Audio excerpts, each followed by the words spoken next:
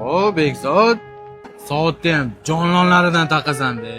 Bu jonon emas, soatni mujiki bo'ladi. Buni Dubaydagi sheyxlar taqadi. Dubaydan bitta okaxonim jo'natdilar. Menga qaralaring, 1,5 ming dollardan Dubayga tur bor ekan. Borib kelmaymiz, abi o'sha okalarimiz bizani kutib oladi. Mazza qilib dam olib kelamiz. Hisob kitobimni qilib ko'rib, e'tiboraman. Rais, siz oldingizga men hijolatda kelyapman. Har kuni eshigingizni taqillatish men uchun ham hijolatli. Bilasiz, qizim 30 ga kirdi. Turmushga berishim kerak, lekin kelgan sovchilar darvozamga qarayapti-da. Darvozamning ranglari o'chib ketgan, yog'ochli darvoza-ku. Ozgina rais yordam berib yuboringlar iltimos. Opa, men tushunib turibman.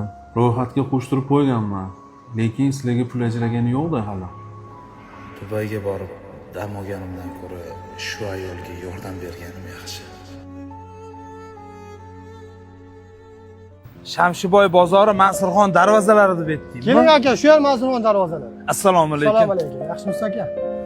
Aka, sizlarni tavsiya qilishgan edi. Sizlarda eng arzon va sifatli darvozalar bor ekan.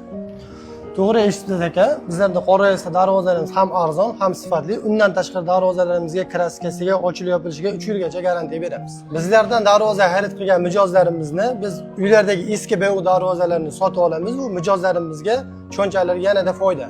Eng asosiysi O'zbekiston bo'ylab darvozalarimizni yetkazib berish hamda o'rnatib berish mutlaqo bepul. Aka, mana darvozangiz tayyor. Ustaga rahmat. Zo'r chiqibdi. Aka, sizga ham katta rahmat, baraka toping. Shu onaxon rosa qiynalgandilar. Juda katta yordam qildingiz. Biz mahalladan pul ajrata olmagandik.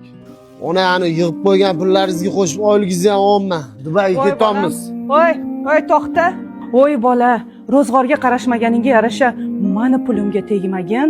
Uyalmaysanmi? Hali dorilarimni ham olmadim. Ona qaytaraman deyapman, o'y.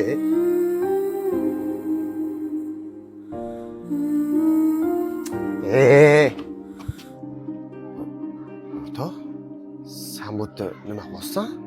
San shu yerda turasanmi? Ha, yo'q. Bu xolamlarning uyi.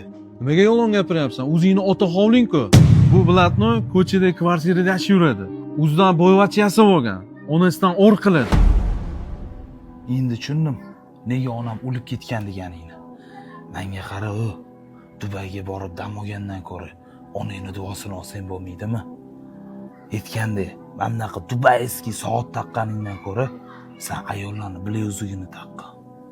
Xizrli.